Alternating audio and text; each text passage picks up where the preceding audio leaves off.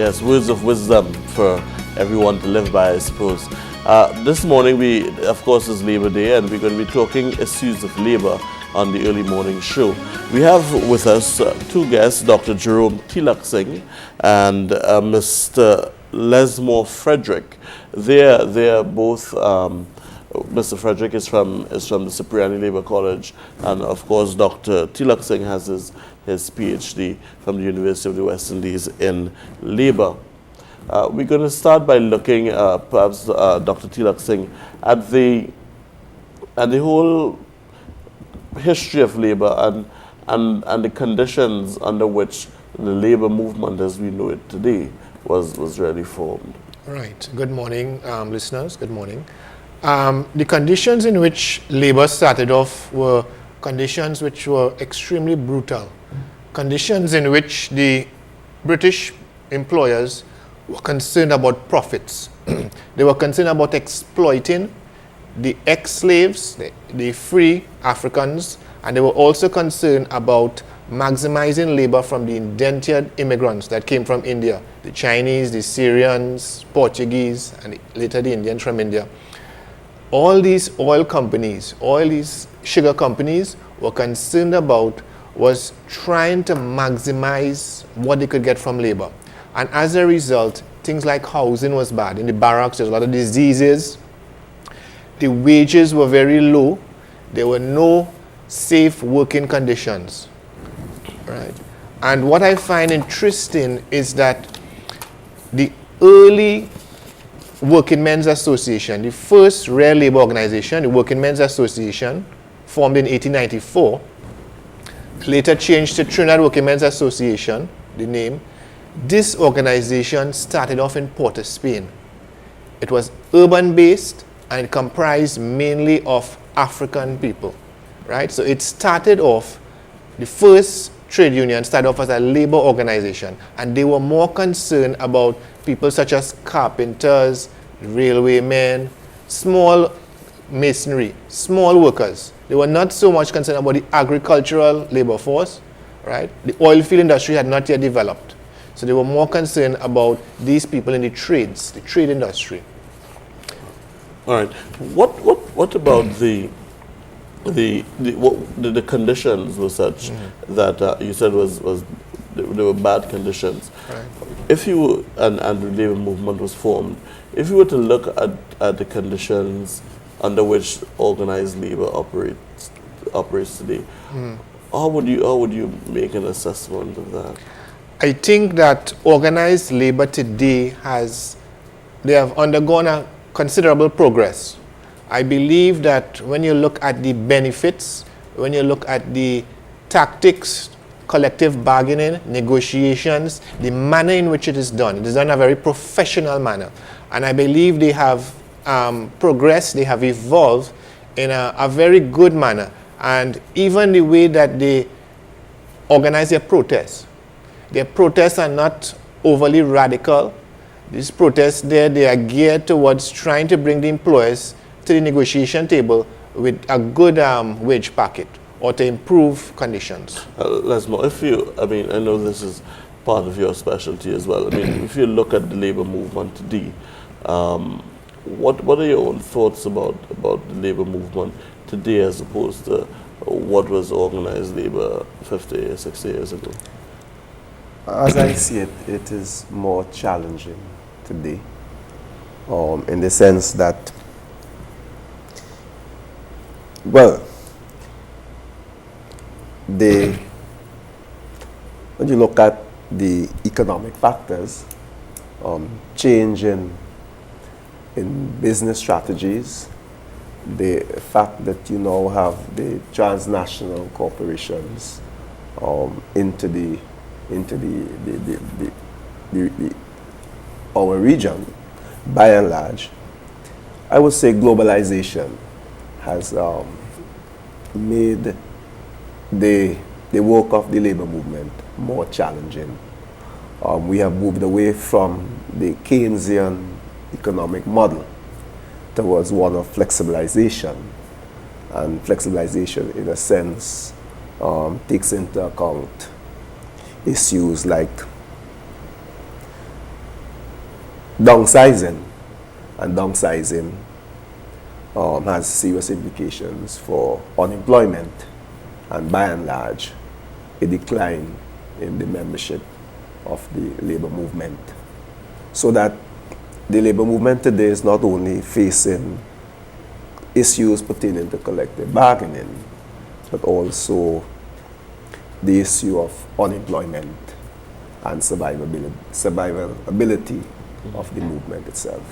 But I mean, should we really be talking in terms of the labor movement? When you talk about downsizing, that's a word that trade unionists tend to use a lot.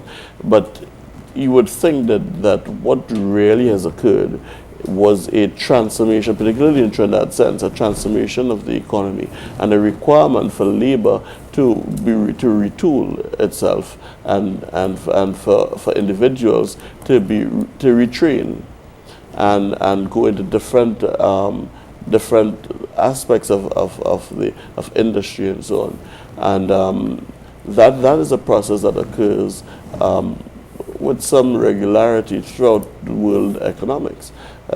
Is it a case of really downsizing per se, or is it a case of labor, different conditions under which people have to work?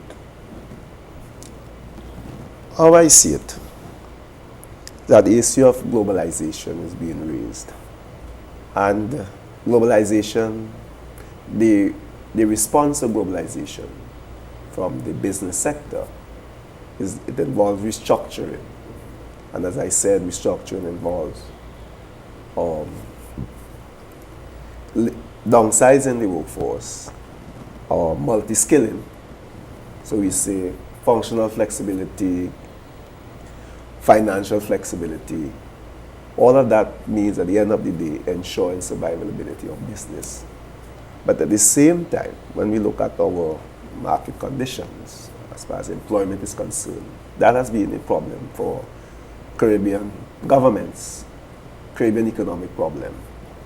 And so, given the fact that when you look at our economy, Trinidad and Tobago, basically, with the exception of oil, because the labor market itself, as far as recruitment, is relatively small. More than that, the types of industries, business you have coming into the country, they're more capital intensive, so that the issue of employment is limited. To make it worse, when you engage in downsizing, further implication. Yeah. I wanted to, I don't want to leave you out of the discussion, but I just want to challenge gentlemen a little bit on that issue. You talk about a lot of the industries being capital intensive and so on, which is true in terms of the new investments. And as you look at those huge energy sector projects, you realize it's certainly in terms of permanent employment, it's really very minuscule. But the reality is that the service sector, whether those are financial services or others, have been growing significantly, including in the service sectors, the issue of construction workers and so on. And so now unemployment, I think the last figure we heard was 6.7%, lowest in the history of Trinidad and Tobago. And so I'm bearing in mind that reality, I'm a little bit find it a little difficult to follow the argument you make in relation to Trinidad and Tobago and the apparent lack of opportunity. When you look at the types of jobs that we have today, they are not permanent jobs, basically part-time. Jobs for maybe 3 months, no more than 9 months. In some instances, 12 months. What kind of jobs are you talking about here? Well, some of the jobs you mentioned in the service sector. These jobs are not permanent jobs. They are contract positions. And even those who, with the exception of those with 3-year contracts. So you have this small man with, as I said, 3 months, 6 months, and there's no guarantee tomorrow that he has a job. So in a sense, we're looking at tenure We're looking at decent jobs. We're looking at the wages being paid to those workers. Yes, it is good. Yes, employment is increasing, as you have said, and there's no need to challenge that. But we are looking at the quality of the jobs being made available today. And all of that is related to the fact that companies, no criticism, they are looking at survival ability. And in doing so, what you find is that the standard of living is being affected. Social capital is being affected. That's a concern for the labor movement. Right.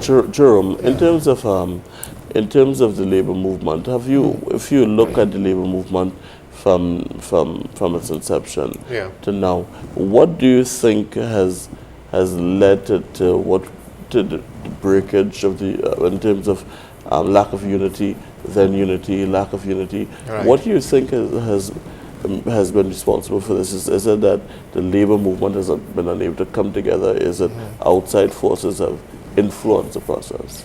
And that's a very relevant question for the 21st century, in that when I have studied the labor movement from its early days with Captain Arthur Cipriani, there were always these cleavages. During the 1920s, there was a lady called Helena Manuel. She had left the TWA and she was interested in forming her own organization. And what is happening in the 1920s and 1930s continues today. During the 1930s, Tubal Uriah Buzz Butler, he was a member of the Trinidad Working Men's Association with Captain Cipriani. He had some differences. He and Adrian Cola Rienzi, they left the TWA and they formed the Trinidad Citizens League 1935. Then Butler and Rienzi had problems. Butler departed and formed the British Empire Workers and Citizens Home Rule Party. So what we are seeing here, it's a normal occurrence within the labor movement. And then the labor movement did not have that solidarity in the 1940s. We had the OWTU being formed in 1937. We had the Federated Workers Trade Union, Public Workers Union. There was almost a dozen unions in the 1940s, and there was no real solidarity. Now, this is an important perspective. There was an umbrella organization called the Committee of Industrial Organization. Then they had the Trinidad and Tobago Trade Union Congress. These organizations in the 1930s, they were more token organizations. They were supposed to be umbrella organizations. So what we are seeing here, just as we had NATUC split in the year 2000, we had Phyton and we have NATUC now, this split, these cleavages occurred in the 1930s, it occurred in the 1940s. In these 1930s and 40s, it was more based on personality clashes. It wasn't an issue of class. It wasn't an issue of religion. It wasn't an issue of ethnicity or race. It was more personality clash. Everybody was fighting for leadership. Rienzi wanted to be in charge. Captain Cipriani wanted to be in charge. Butler wanted to be in charge. Even when we look at the formation of the ULF in the 1970s, 1975 when it was formed, right? That ULF, it was relatively short-lived. Yes, we had Weeks, we had Pandey, we had Rafiq Shah coming together. But we still see a split after a few years, right? Now, I believe that this split could be due to the political process. There was always a link between these trade unions, the labor movement, and politics. In the 1920s, Captain Cipriani had people like Timothy Rudall. He had people like F.E.M. Hussein, Saran Tilak Singh, no relation to me. All these people in the TWA, they got seats in the Legislative Council. So John